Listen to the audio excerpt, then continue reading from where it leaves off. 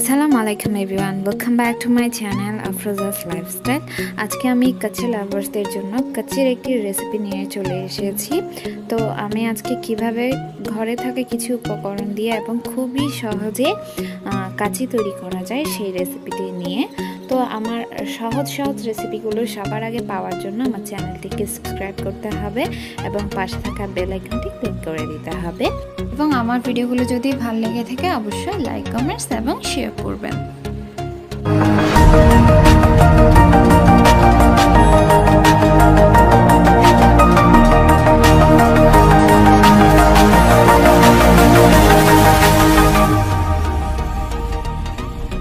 কাচ্চি তৈরি করার জন্য সবার প্রথমে আমি একটা মশলা তৈরি করে নেব, আর সেখানে দিয়ে দিচ্ছি 1.5 টেবিল চামচ শাহি জিরা। শাহি জিরাটা অবশ্যই দিতে হবে। 1/2 টেবিল চামচ দিয়ে দিচ্ছি সাদা গোলমরিচ, একটা জয়ফল, 1.5 ইঞ্চি পরিমাণের একটা দারুচিনি, 2টা জয়ত্রী, আর দিয়ে দিচ্ছি 10টা সবুজ এলাচ, একটা কালো এলাচ, আর 10টা দিয়ে দিচ্ছি আমি লং। এগুলো দিয়ে একটা পাউডার তৈরি করে নিব। গ্রাইন্ডার জারে করে নিচ্ছি। আপনারা চাইলে এটা শিলপাটায় বেটে নিতে পারেন, তবে কোনো প্রকার পানি এখানে ইউজ করা যাবে না। পাউডারটা তৈরি হয়ে গেলে এবং এখন আলুটা আমি ম্যারিনেট করে নিচ্ছি। এখানে 1/2 চা চামচ লবণ, 1/2 চা চামচ চিনি আর সামান্য পরিমাণ জর্দার রং দিয়ে আমি আলুটাকে ভালোভাবে মাখিয়ে নিচ্ছি। রংটা দেওয়ার ফলে আলুর কালারটা অনেক সুন্দর হবে। এরপর আমি পেঁয়াজ বেরেস্তা করে নিচ্ছি। পেঁয়াজটাকে আমি অনেক গরম তেলে, প্রায় 1.5 কাপ পরিমাণ তেলের মধ্যে দিয়েছি, আর অনেকখানি গরম হয়ে যাওয়ার পর তেলটাতে আমি পেঁয়াজটা ছেড়ে দিয়েছি। এতে বেরেস্তাটা খুবই সুন্দর হবে। বেরেস্তাটা উঠিয়ে নিচ্ছি। এরপর আমি আলুটা ভেজে নিব। আলুটার উপরের অংশটা ভাজা ভাজা হয়ে গেলে নামিয়ে নিতে পারবো। আমি কিছুক্ষণ পর আলুটাকে নেড়ে দিচ্ছি। এখন আলুটা আমি তুলে নিচ্ছি। এরপর একটা পাত্রে আমি হালকা কুসুম গরম দুধ নিয়ে নিচ্ছি 1 কাপ। এরপর এখানে দিয়ে দিচ্ছি 1 চিমটি পরিমাণ জাফরান। চেষ্টা করবেন অবশ্যই জাফরানটা দেওয়ার জন্য। এটা যদি দেওয়া না হয় তাহলে কালারটা ঠিক আসে না। এরপর আমি 1 টেবিল চামচ গোলাপ জল আর 1 টেবিল চামচ কেওড়া জল দিয়ে দিলাম। এরপর এখানে দিয়ে দিচ্ছি গুঁড়ো দুধ 2 টেবিল চামচ। এরপর দিয়ে দিচ্ছি আমি 3 টেবিল চামচের মতো ঘিটা অবশ্যই পিওর হওয়া জরুরি। ঘি দিয়ে দিচ্ছি আমি এখানে 3 টেবিল চামচের মতো। এরপর এটা আমি খুব ভালোভাবে নেড়ে সাইডে রেখে দেবো। এটা আমার পরবর্তীতে কাচ্চি তৈরিতে ব্যবহার করতে হবে। এখন আমি এখানে নিয়ে নিচ্ছি প্রায় 2 কেজি পরিমাণ গরুর মাংস। আসলে কাচ্চি করা হয় মাটন দিয়ে সবসময়, তবে আমি গরুর মাংস দিয়ে করছি, কারণ প্রায় সবার বাসায় গরুর মাংসটাই সবসময় অ্যাভেলেবেল থাকে। তো আমি এখানে 2 কেজি পরিমাণ গরুর মাংসকে একটু বড় সাইজ করে কেটে নিয়েছি। আর এখানে দিয়ে দিচ্ছি আমি 3 টেবিল চামচ আদা রসুন বাটা। এখানে সম পরিমাণের আদা রসুন আছে।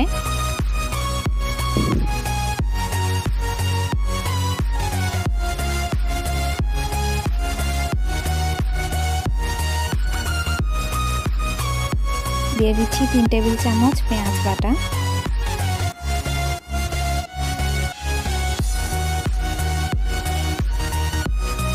এরপর দিয়ে দিচ্ছি কাঠবাদাম বাটা। এখানে আমি 3 টেবিল চামচের মতো নিয়েছি।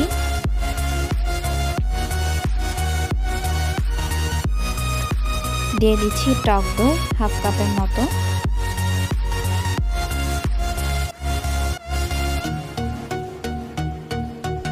এরপর দিয়ে দিচ্ছি পেঁয়াজ বেরেস্তা 1/2 কাপ।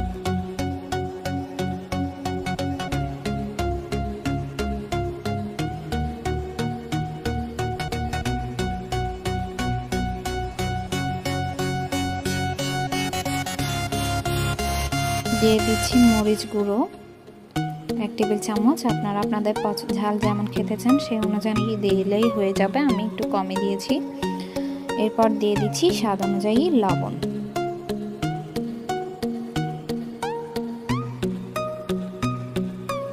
যে মশলাটা গুঁড়ো করে রেখেছিলাম সেই মশলাটাও দিয়ে দিচ্ছি।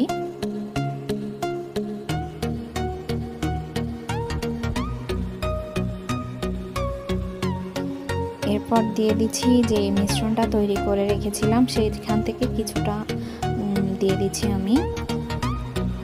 প্রায় হাফ কাপের মতো আমি এখানে দিয়ে দিলাম। দিয়ে দিচ্ছি যেই পেঁয়াজটাতে আমি পেঁয়াজ বেরেস্তা করেছিলাম সেই পেঁয়াজ বেরেস্তার তেল থেকে 1 কাপ।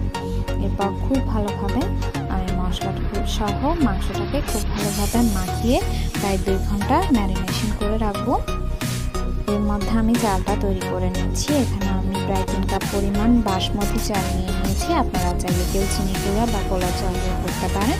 এরপর প্রয়োজন অনুযায়ী পানি দিয়ে আমি বেশ কয়েকবার চালটাকে ধুয়ে নেব। চালটা ধুয়ে নেওয়ার পর প্রয়োজন মতো পানি দিয়ে আমি 30 মিনিটের জন্য চালটাকে ভিজিয়ে রাখবো। এরপর একটা পাত্রে অনেকখানি পানি নিয়ে নিয়েছি আমি। এখানে দারুচিনি, কয়েকটা এলাচ আর কয়েকটা তেজপাতা আর দিয়ে দিয়েছি শাহি জিরা 1 টেবিল চামচের মতো, আর লবণ দিয়ে দিয়েছি একটু বেশি করে, পানিটা যাতে মলতে হয়। পানিটা যখন বলক এসে যাবে তখন আমি চালটা পানির মধ্যে দিয়ে দিব এবং চালটা আমি 50% কুক করে নেব। চালটা 50% কুক হয়ে গেলে পানি থেকে আলাদা করে নেব চালটাকে। এরপর মাংসটাকে আমি 1 লেয়ারে করে বিছিয়ে নিয়েছি যেন একটার উপর একটা না হয় সেভাবে করে। এরপর এখানে দিয়ে দিচ্ছি ভেজে রাখা আলু আর 8-10টা কাঁচা মরিচ। এখানে নিয়ে নিয়েছি কাঠবাদাম কুচি, আলু বোখরা, কিশমিশ আর পেঁয়াজ বেরেস্তা, আর নিয়ে নিয়েছি গুঁড়ো দুধ আর চিনি। এখানে আমি চিনি নিয়েছি 1 টেবিল চামচ, বাকি সব উপকরণ আমি 1/3 কাপ করে নিয়েছি। এরপর আমি এগুলোকে খুব ভালোভাবে মিশিয়ে অর্ধেক পরিমাণ মাংসের উপর, মাংস এবং আলুর উপর ছড়িয়ে দিব। এরপর পানি ঝরিয়ে রাখা আর ভাতগুলো আমি এর উপর দিয়ে দিব, চালগুলো আমি এর উপর দিয়ে দিচ্ছি। সবগুলো চালই আমি দিয়ে দিব। এরপর চেষ্টা করবেন চালটা একটু গরম থাকতেই যেন দিয়ে দেওয়া হয়।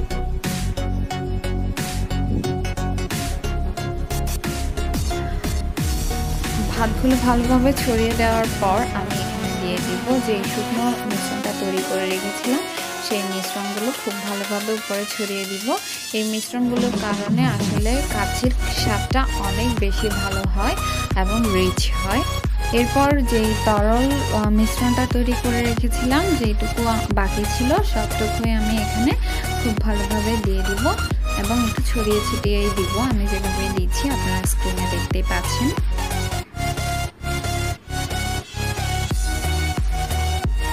এরপর কিছুটা জর্দার রং আমি উপরে ছড়িয়ে দিব। এটা জাস্ট দেখতে সুন্দর দেখানোর জন্য, আর কিছু না। আপনারা কেউ যদি চান এটা স্কিপ করতে পারেন, এতে করে স্বাদ বা গন্ধের কোনো পরিবর্তন এখানে হবে না। কাচ্চিটা সেট করা হয়ে গেছে। এখন আমি কাচ্চিটাকে সিল করে দমে দেওয়ার পালা। তো এখন আমি কাচ্চিটা সিল করার জন্য একটা অ্যালুমিনিয়াম ফয়েল পেপার ইউজ করছি। তো আসলে এটা নর্মালি আটার ডো দিয়ে সিল করা হয়। আমি একটু সহজভাবে করার জন্য আর সহজে করতে পারার জন্য এখানে ফয়েল পেপার ইউজ করছি। তবে খুব সাবধানে সিলটা করতে হবে যেন ঢাকনা আর পাত্রের মধ্যে কোনো ফাঁকা থেকে না যায়। এখন আমি একটা তাওয়ার উপর প্যানটা বসিয়ে দিয়েছি। যদিও আমার পাত্রটা হেভি বটমের আছে, অর্থাৎ তলাটা অনেক মোটা আছে, তারপরও আমি একটা তাওয়া ইউজ করছি। তাওয়াটাকে আমি আগেই খুব ভালোভাবে গরম করে নিয়েছি। এটাকে আমি সবার প্রথমে হাই ফ্লেমে 10 মিনিট রান্না করার পর ফ্লেমটাকে একদম লোতে এনে দিব। লো ফ্লেমে আমি কাচ্চিটাকে 1.5 ঘন্টা দমে রাখবো। 1.5 ঘন্টা পর আমি ফিরে এসেছি এবং কাচ্চিটা নামিয়ে নিয়েছি। এখন আমি ফয়েল পেপারটা আস্তে করে খুলে নিচ্ছি। একটু সাবধানে খুলবেন, না হয় ভাপ এসে হাত পুড়ে যাওয়ার সম্ভাবনা থাকে। কাচ্চিটা দেখতে পাচ্ছেন কালার এবং স্মেলটা কেমন হয়েছে। আসলে এটা আপনারা বাসায় তৈরি করে না খেলে বুঝতে পারবেন না এটা স্মেলটা কেমন হয়েছে। তো আমার এই রেসিপিটি কিন্তু অবশ্যই বাসায় একবার ট্রাই করে দেখবেন ইনশাল্লাহ। এখন আমি এটাকে ডিশ আউট করে নিচ্ছি।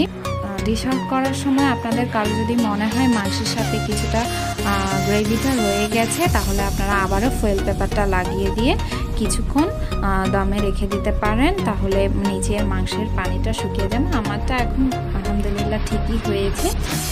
এখন আমি আপনাদেরকে দেখাবো। দেখতে পাচ্ছেন মাংসটা খুব ভালোভাবে সেদ্ধ হয়ে গেছে, আলু, মাংস, ভাত সব খুব ভালোভাবে সেদ্ধ হয়ে গেছে। তো আমি একটু ট্রাই করে দেখছি কেমন হয়েছে। বিসমিল্লাহ করছি আমি। তো আলহামদুলিল্লাহ খুবই মজার হয়েছে এবং খুবই ভালো হয়েছে। তো আপনারা বাসায় অবশ্যই ট্রাই করে দেখবেন। এখন আমি যে স্বাদটা পাচ্ছি সেই স্বাদটা আপনারা পাবেন ইনশাল্লাহ। তো আমি খেতে খেতে আপনাদের কাছ থেকে বিদায় নিয়ে নিচ্ছি। আপনারা সবাই ভালো থাকবেন এবং আমার জন্য এবং আমার ফ্যামিলির জন্য দোয়া করবেন। Keep watching my channel. Allah হাফেজ।